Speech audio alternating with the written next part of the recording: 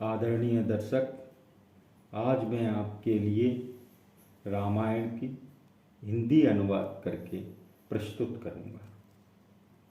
बोलो भगवान श्री रामचंद्र जी महाराज की जय। बोलो हनुमान जी महाराज की जय।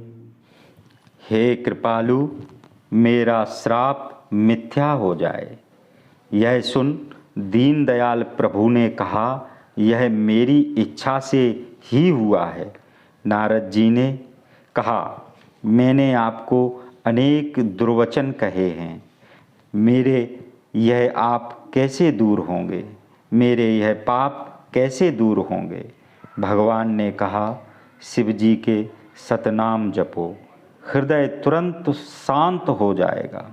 शिव जी के समान मुझे कोई भी प्यारा नहीं है, ऐसा विश्वास भूलकर भी न छोड़ना। जिस पर शिव जी दया नहीं करते हैं, हे मुनि, वह हमारी भक्ति नहीं पा सकता। ऐसा मन में रख तुम पृथ्वी पर जाकर विचरो, अब तुम्हारे समीप माया नहीं आवेगी। तब बहुत प्रकार से मुनि को समझाकर प्रभु अंतर ध्यान हो गए। नारद जी भी श्री राम के गुणों का गान करते हुए सत्यलोक को चले। महादेव जी के गणों ने नारद जी को मोह रहित और बहुत प्रसन्न मन से मार्ग में जाते देखा।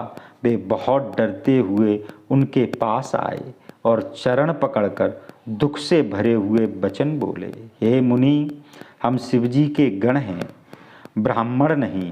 हमने बड़ा अपराध किया, उसका फल पाया। हे कृपालु, अपना श्राप दूर करने की कृपा कीजिए।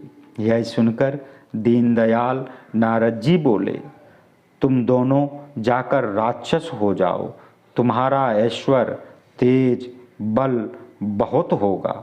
अपनी भुजाओं के बल से जब तुम संसार को जीतोगे, तब श्री हरि भगवान मनुष्य का शरीर धारण करेंगे। युद्ध में श्री हरि के हाथ से तुम्हारी मृत्यु होगी, तब तुम मुक्त हो जाओगे, फिर संसार में जन्म न लोगे।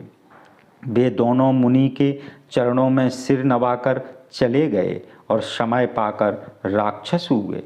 देवताओं को आनंद देने वाले, सत्पुरुष को सुख देने वाले और भूमि का भार उतारने वाले प्रभु ने एक कल्प में इस कारण से मनुष्य अवतार लिया।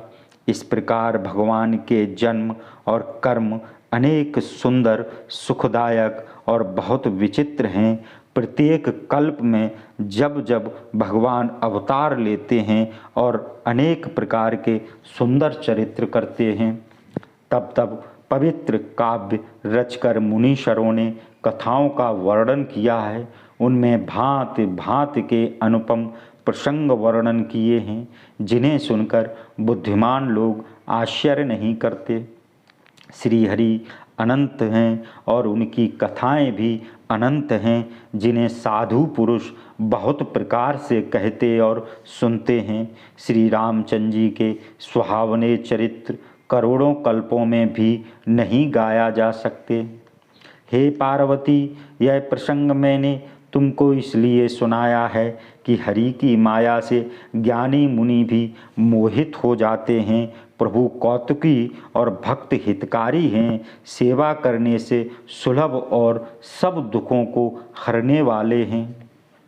देवता, मनुष्य और मुनि कोई नहीं है जिसे भगवान की प्रबल माया ने मोहित नहीं किया हो।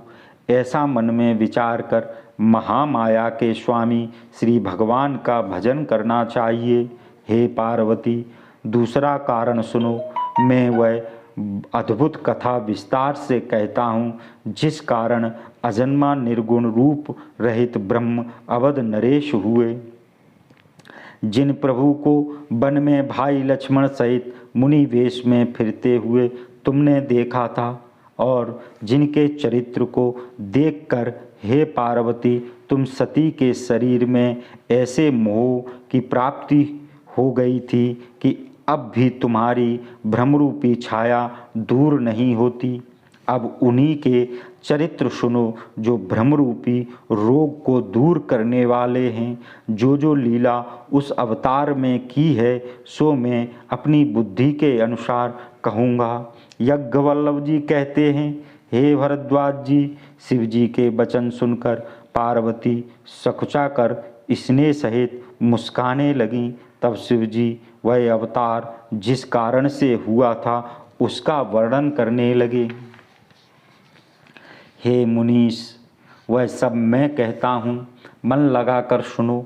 रामचंद्र जी की कथा कलयुग के पापों को हरने वाली है, मंगल करने वाली और सुहावनी है। महाराज स्वयंभुवन, मनु और शतरूपा रानी, जिनसे मनुष्यों की अनोखी सृष्टि हुई, उनका धर्माचरण बहुत अच्छा था। आज भी वेद जिनकी मर्यादा को गाते हैं।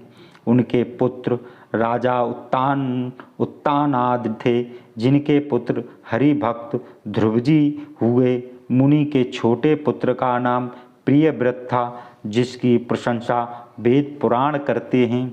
फिर देवहूति उनकी कन्या थी, जो करदम मुनि की प्यारी स्त्री हुई, जिसने आदिदेव दीन दयालु कपिल जी को गर्भ में धारण किया था। कपिल भगवान ने सांख्य शास्त्र का प्रकट रूप में वर्णन किया, क्योंकि वे तत्व विचार में निपुण थे। उन स्वाम्भुवन मुनि ने बहुत समय तक राज्य किया और सब प्रकार से प्रभु की आज्ञा का पालन किया। घर में रहते रहते बुढ़ापा आ गया, परंतु विषयों से वैराग्य न हुआ। यह विचार कर मनु जी के मन में बड़ा दुख हुआ कि हरि भक्त के बिना जन्म यूं ही बीत गया। तब मनु जी ने जबरदस्ती पुत्र उत्तानपाद को राज्य दिया और आप रानी सहित वन को चल दिए। अति पवित्र और साधक जनों को सिद्धि देने वाला तीर्थों में श्रेष्ठ नैमिषारण्य प्रसिद्ध है। वहाँ मुनि और सिद्ध लोग रहते हैं।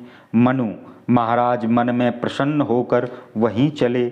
मार्ग में जाते हुए वे दोनों धीर बुद्धि ऐसे शोभायमान लगते थे, मानो ज्ञान और भक्ति शरीर धारण किए जा रहे हों।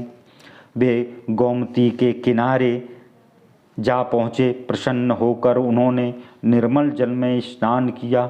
धर्म धुरंधर राज ऋषि जानकर सिद्ध और ज्ञानी मुनि मिलने आए। जहाँ